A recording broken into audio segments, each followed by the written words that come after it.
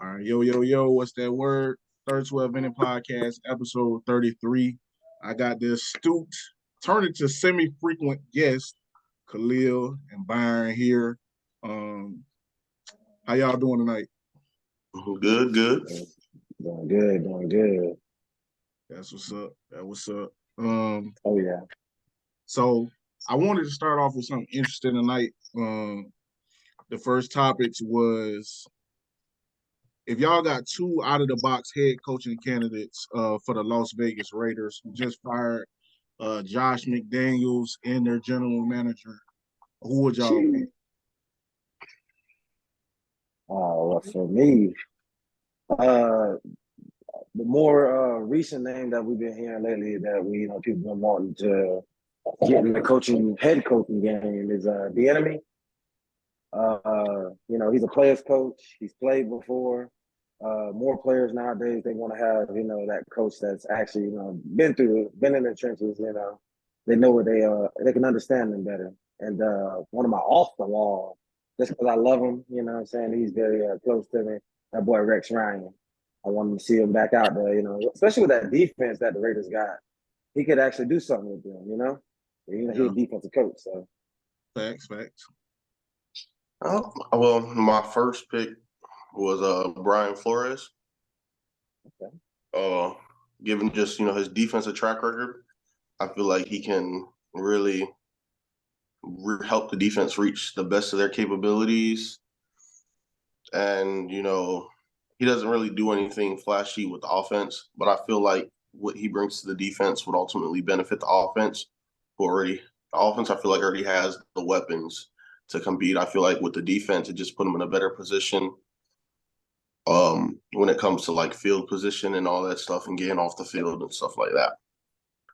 And then my next pick, I think he's their interim coach now, Antonio Pierce.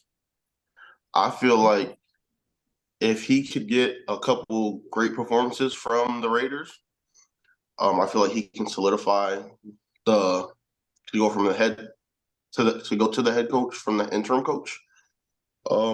He's already shown he's willing to make big changes and everything with the benching of Jimmy Garoppolo. That's So good. that would be my two picks. I like both of those, all four of those. And I really wanted to come off the cuff tonight.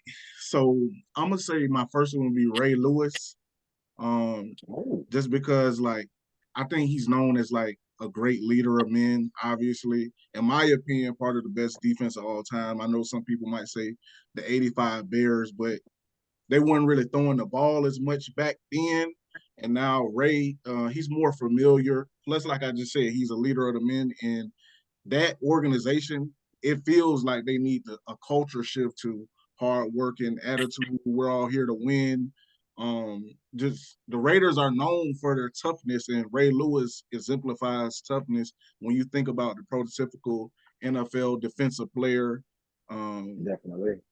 and we ain't even got to listen to his accolades, but he's up there in the top 10, top 5 defensive players or players that ever played the game of football. So they're gonna follow him and listen to him. And I think if you get some experienced coordinators around him, especially on the offensive side, you could really have something there on both sides of the ball. As he could be the CEO, but also the practices are going to be super beneficial. I would say. The second pick I would do is I don't even know if this outside of the box because I could really see this happening, but I'm gonna say Lincoln Riley. I think he's looking to move from USC to the NFL. It makes sense. He doesn't have to recruit, and you can get a experienced defensive coordinator on that side of the ball. Caleb Williams is coming up. The Raiders, the last couple draft, they've been a team that's been rumored trying to move up. Obviously, they don't have a future at the position right now with believing in Jimmy Garoppolo. I don't know why you would do that. At all. And also, I think they're starting Aiden O'Connell, a rookie fourth round pick from Purdue, I believe. So you don't really have a future at position. That's the most important position in the game. You already got strong receivers like Devontae Adams, Hunter Renfro, Josh Jacobs is back there right now. You got a young offensive line. You still need to improve there. but you have weapons already. And like y'all mentioned, you already have a decent defense. With a couple pieces here, you could really have something, even though they play in a really difficult division with the Chargers, Chiefs, and Broncos. But they really just got to worry about the Chiefs, even though that's a huge hurdle. With the right pieces, I believe you can get there because I don't think the Chiefs are who they've been the past couple of years. But yeah, those are my two picks: Lincoln Riley and Ray Lewis. My bad. That's my youngest son. He mad right now. But moving on to the next topic. I'm gonna actually mix it up. Out of NFL surprises, it can be good or bad. What are some of y'all thoughts on y'all NFL surprises? Oh, the Giants. And it's bad. Coming from a Giants fan. I'm not saying I expected them to win the Super Bowl, but after a year like last year where you make the playoffs, win a game, I expected them to be at least competitive. Especially Daniel Jones comes off the big year. You give him all this money, and now he's been hurt with a neck injury, and now he might have tore his ACL. You got Tyrod Taylor hurt, and Tyrod Taylor playing better than Daniel Jones. Mm-hmm. Their O-line has to be it needs major adjustments and major fixing up. I don't get that. Evan Neal and Andrew Thomas, that doesn't make sense to me, but go ahead. Evan Neal needs to develop more.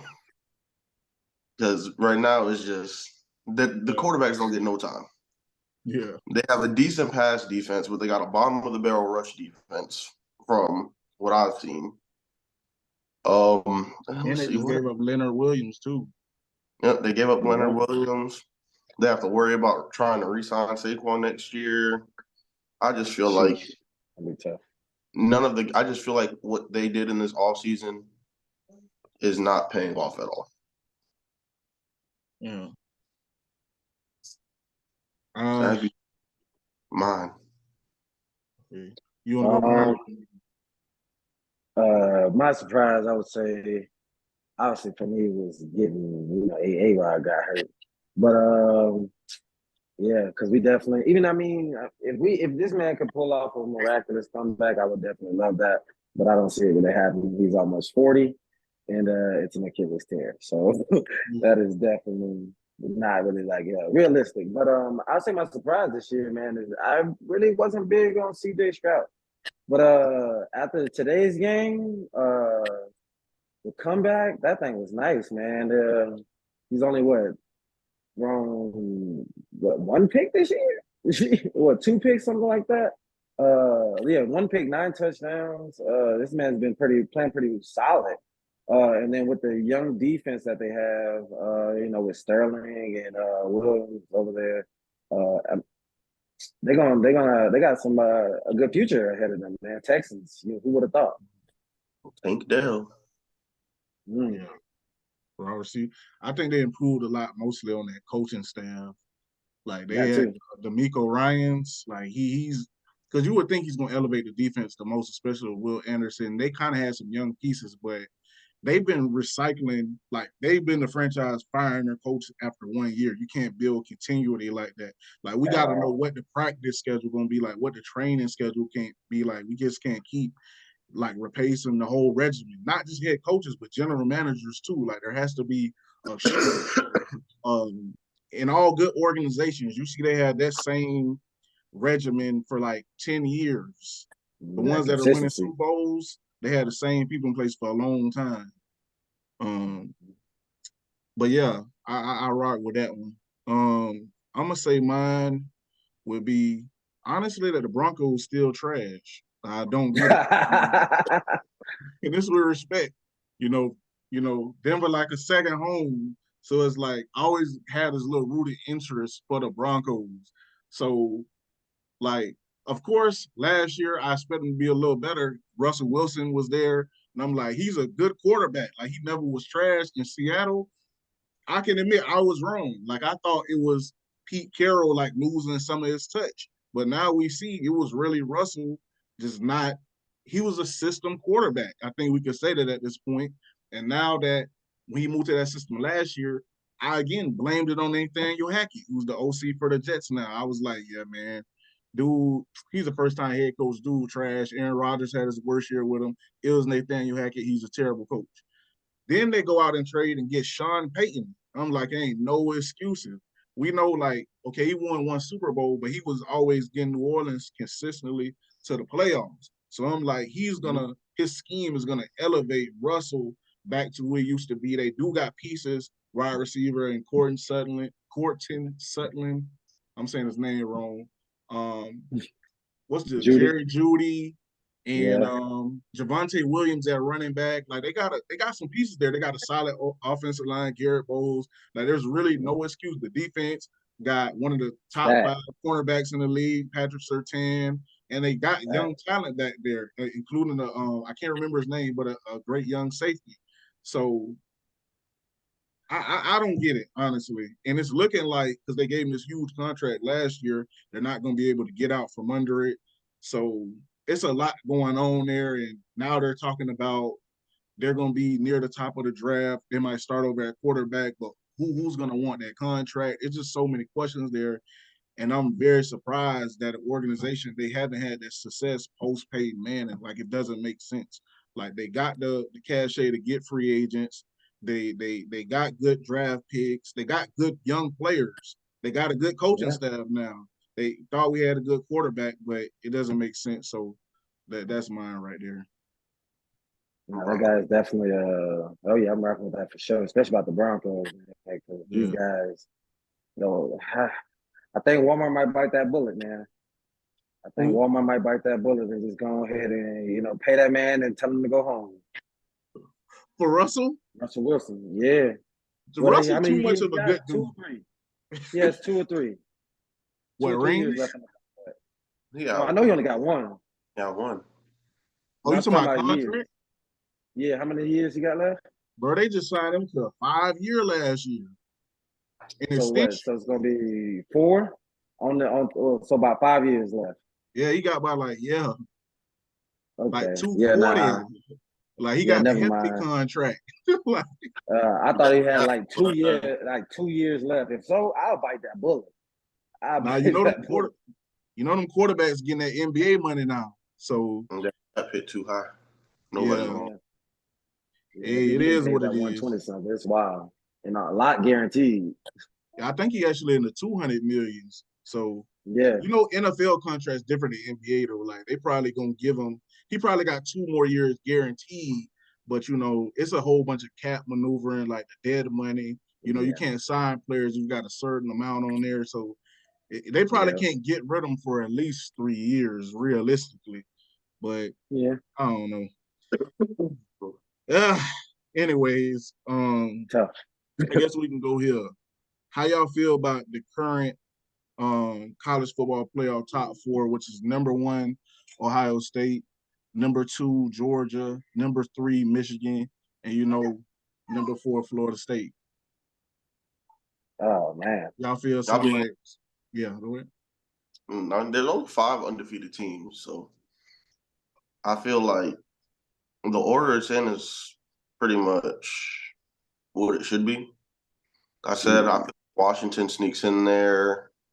Another team loses and they go undefeated, obviously. But besides that, not really much nothing to say.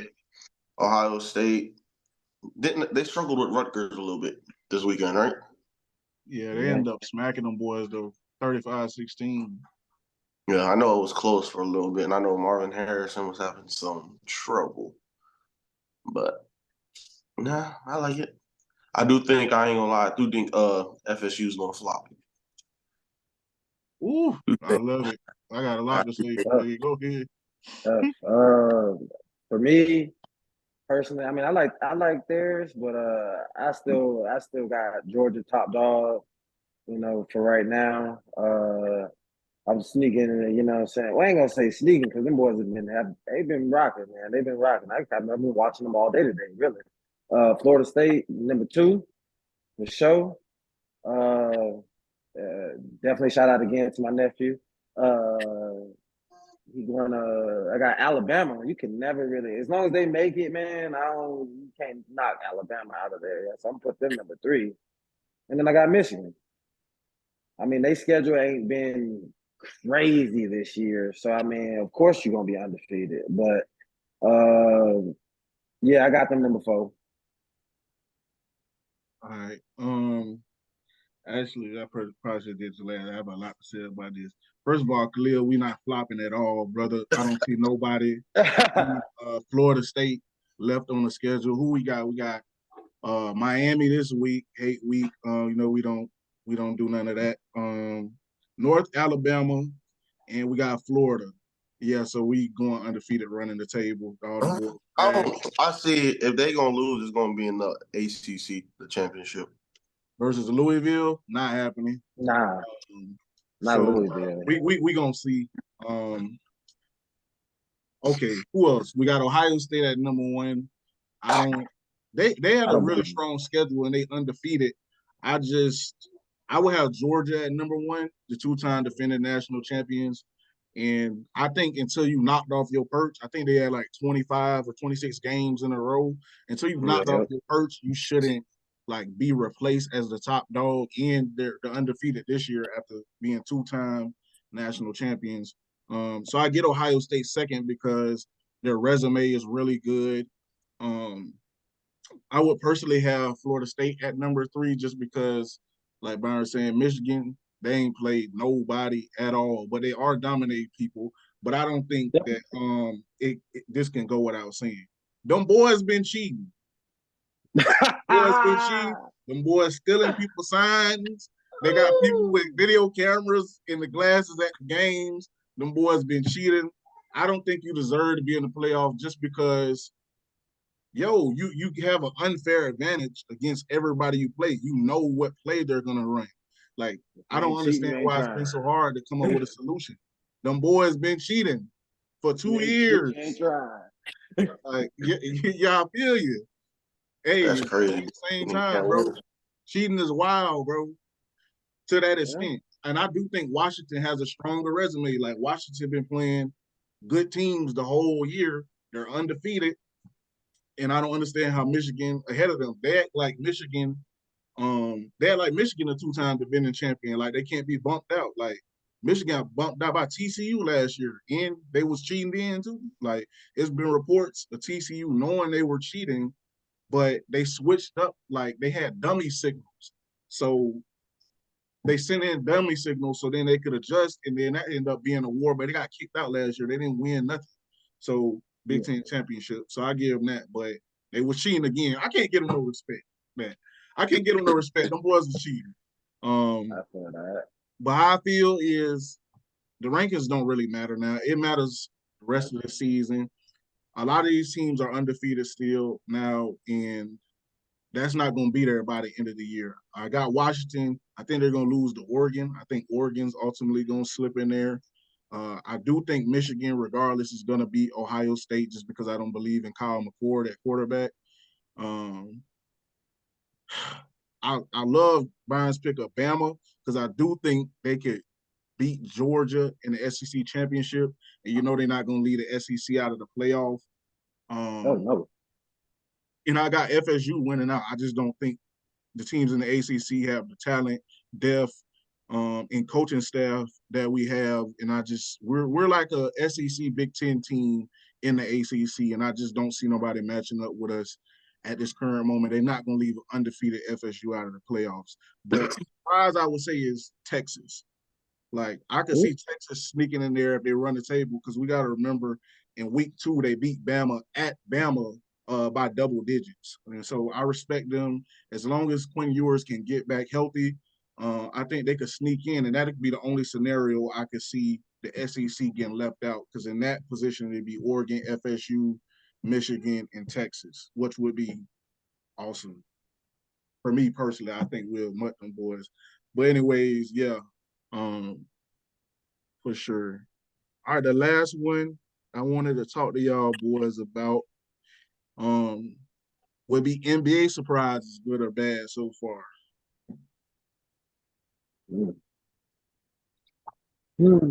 Couple of them. I mean, with all these trades that's been going on, Dame to Milwaukee. But I mean, I'm glad to see finally. I mean, it's not really a surprise, but just going to where he went, I really don't know how it's gonna work out, but I want to see James Harden to out there to the Clippers. I mean, Russ has been playing really good with the rotation. Russ has been, playing 10 times better when he was with the Lakers. He's facilitating the ball, running the offense, keeping pace. Like they had a slower pace before he came there. He's pushing that pace, getting more shots up, giving them more opportunities to win the game. And then, I mean, I'm not saying James Harden wouldn't do that, but just James is a different type of player. I mean, he has averages like most assists in his career now, these last few years. So, I mean, he's still, a pretty great point guard. But I just want to see how that's going the locker room the locker room tension will be once they make that switch and they make that minute change of giving Harden a lot more minutes than Russ. It's kind of funny to me. You got this major party animal in James Harden. Like we know we're gonna see him with Lil Baby and all the rappers in LA and all that type of shit. And then you got a dude known for being super quiet with Kawhi. Like that's just like Yeah. funny as hell to me, like low key. But yeah, you had any like bad NBA surprises? Any bad NBA Like surprises? some like result you surprised to see so far? Um, just the lack of movement from the Heat. Just like the lack of movement from the Heat, they didn't really make any crazy moves to get better. Like you would think, they're one of the first teams to, I mean, I get these last couple of years, you didn't want to mess up with what you got to the championship with, but you to shake it up in some kind of way and make a big move to get a big name to make that extra push to get back to the playoffs, to get back, deep in the playoffs and have a chance to win. I mean, you want to see Pat Riley, you want to see, Eric Spoelstra and, those guys, especially everybody want to see Jimmy Butler win a ring. I mean, that's that dog. That's the least likely person that anybody ever sees to, be a champion. I mean, especially like the guy, the man as the champion team. So, I mean, that's been pretty lackluster to me to see the Heat. All right. Well, as organization-wise, I say the 76ers have been a good surprise for me. Just because with all the James Harden all the situation issues and all that, I know how it would affect the players on the court. And would they have like 4 starters averaging 20 plus a game? I think they're 4-1 or something like that. And it's looking like they're actually gelling really good together. I was kind of waiting to see who would kind of take over those playmaking abilities, which is starting to look like Tyrese Maxey. And then you got Kelly Oubre, who's just been probably the spark for the 76ers, just from the games that I've seen. And then also the Orlando Magic. I did not expect to see them gelling and working together this good and just, yeah, the Orlando Magic have been pretty good. I've watched a few of their games. I just didn't expect for it to happen this fast into the season. Then I can say some bad, probably I want to say probably Jalen Brunson and Julius Randle for the Knicks and just how inconsistent they've been shooting the ball. Yeah, it's coming from a Knicks fan, so, I mean, Julius Randle, like I said, I don't know. It's just, I didn't expect this from the Knicks, especially Julius Randle and Jalen Brunson with the years that they had last year. And it's really just, I can see Julius Randle is really struggling to score the ball and put it in the bucket right now. I feel like that got something to do with the coaching staff, though. Like, honestly, I used to be a big Tibbs supporter, but I think like I'll be sounding disrespectful, but I've been thinking like he's been low key washed for like 3 or 4 years now. Like, if they could, I don't know who they would bring in, but a lot of the successful franchises have young, innovative coaches right now. So I would want to see them with like a more coach that fits their roster. Because you're a Knicks fan, with all due respect, like besides Mitchell Robinson and RJ Barrett on the wings, there's really no defensive type players like on that team. Like I don't feel y'all have great role players on that team. So I don't know. We'll have to see with that one. I don't. They're trying to figure it out. I think DiVincenzo's probably the best, playing his role the best coming off the bench for them right now. You got Josh Hart too, but he hasn't really been playing up to his standards either. So Yeah, I he's like been Quentin going down Grimes. these last couple of years. Quentin Grimes is a good 3-and-D type player. I And then know RJ Barrett, Mr. Inconsistent, has been the most consistent for the Knicks. So that's crazy. But I like what you said about Franz too. Like he played real good over the summertime, and yeah, I think he has good intangibles. He's a good playmaker for that team. And Paulo, I already knew he was a playmaking dynamo. I actually got to see him play live at Duke versus Florida State. So I knew even his freshman year he was gonna come in and he was gonna be like a solid player. He wasn't gonna have no trouble scoring because he's so skilled. Um, and then the rest of that team is kind of built around defense and playmaking. And they're young, they're long. So I knew they would have some success, but I agree. I did when we did the standings, I did have them making the play in at least. And it looks like they might exceed that, but we gotta see how the season like plays out. Of course, Milwaukee's still gelling. Um in the 76ers, Nick Nurse is a good coach. So yeah. um, maybe Definitely. James Harden was the problem. It seems like that is the problem a lot of the times. Like, but No, Yeah, so last few years. 76 are, uh as people say it every year, they could definitely, they got to be one of the top four for the finals in my eyes. But we all know what happens when it comes to playoff time for them. They got to Russell make and it. James in the playoffs is wild. But but we gonna see how I play. Cause I know they're gonna be so disrespectful to Russell. Like he gonna be left wide open in the play. I know that hurts your feelings like a little bit low key. I ain't never been in that position, but like I have been in that position. But have nobody guarding you is crazy, bro. That is crazy, bro. Like that hurts your On confidence. live Like TV. y'all don't even think I could really shoot? Y'all don't think I could score for real? No, leave him alone. Like, so, Hell um, no. yeah, Trash. yeah, yeah. So, like, it's a win every time you shoot the ball is ridiculous as an NBA player.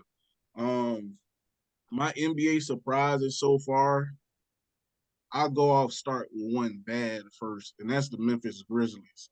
I did pick them to finish like ninth. I knew they would struggle without Ja to be 0-6. That's wild. To not have no wins on the season is crazy. Like they got a good coaching staff, but that playmaking void, I knew it would be missing without Tyus Jones and Ja Morant. Like I always thought, like, how are they gonna score? Like who's gonna be the scorer? I know Desmond Bain was coming to his own, but now all the defensive attention is on him, and he's not an exceptional playmaker. He's a decent playmaker.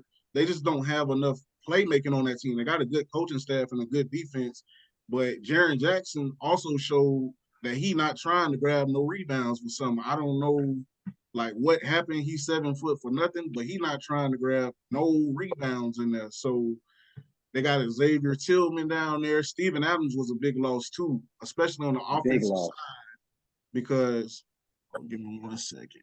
Especially on the offensive side, because I think Steven Adams is the best screener in the league. Like you're not gonna be able to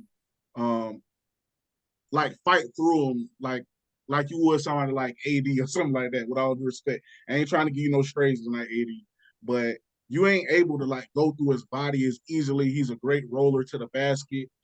He can pass a little bit, and I think he's a great locker room presence for that team. So they're my biggest surprise. Again, 0 wins. They lost to the Trailblazers. Trailblazers on 3-game winning streak, so shout out to them. So the Grizzlies is my bad one. My good one would have to be. What would my good one have to be? The Magic was a really solid one. I'll do another bad one real quick, then I'll do a good one. A bad one. The Lakers are playing terrible without LeBron on the court. I don't know what's going. I do know what's going on. Them dudes is trash. Like AD, I ain't gonna go in on you. I know you got respect for AD. I know that's your man. I ain't gonna go in on him tonight. But the rest of them dudes, y'all got to get it together. D-Lo, D-Lo, come on. We He need some definitely. help. LeBron is about to be 39. We need some help. He can't be like carrying the team. We can't do this no more. We He gotta. can carry the team, though. What happened? He can carry the team though at 38, which is crazy still. I mean, he can, but he Nah, I know shouldn't he have wouldn't to. want. He shouldn't have to. I'm just saying, like, I'm not disagreeing with. I'm just saying, like, it's crazy that like LeBron, if he needed to, he could still carry them. Well, he No, should that's be definitely carrying them correct. in October, November. We need to be Yeah, carrying nah. in the Playoffs. playoffs. like, Only playoffs.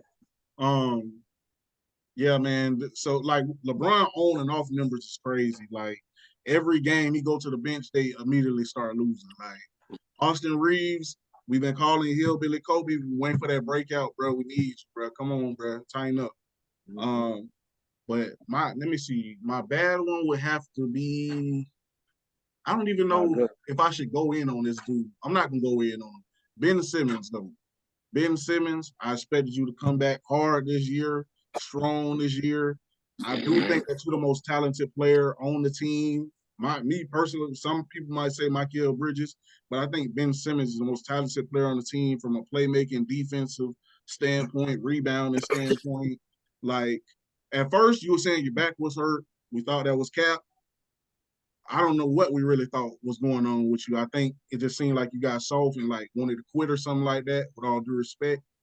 But I thought you was gonna come back harder than this. I looked up your averages recently. I think you averaging about 7 points, 10 rebounds, and about 7 assists. Bro, to be 6'9" and to average 7 points and #1 overall pick is kind of crazy, bro. Like that's kind of crazy, bro. If you ever see this, get at me, bro, because I want to talk to you. Like I really want to talk to you. That'd be fun. But 7 points, 7.4 points to be exact, it's kind of crazy, bro. Them Anthony Bennett type numbers, and you know what happened with him. You're making too much money to be out here like putting up those type of numbers. I don't even know the Nets record, but it's your team now, and you said you wanted to run the show away from Joel Embiid. 10 rebounds is good.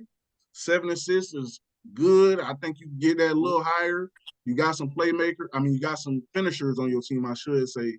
But 7.4 points, that's wild, bro. But yeah, that's it's been good. That was good. That was a good one. I appreciate y'all boys from coming through. Oh, Um, always. appreciate y'all boys coming through. Khalil, we finna smack Miami. I don't know if that's the team you thought was gonna beat us this week. We finna get them out of here this coming week by double digits. And yeah, for sure. I get up with y'all boys. I'm pressed. For sure. I don't even know how to turn off the I don't know how to turn off the record. It's gonna turn off by itself. Oh, here we go.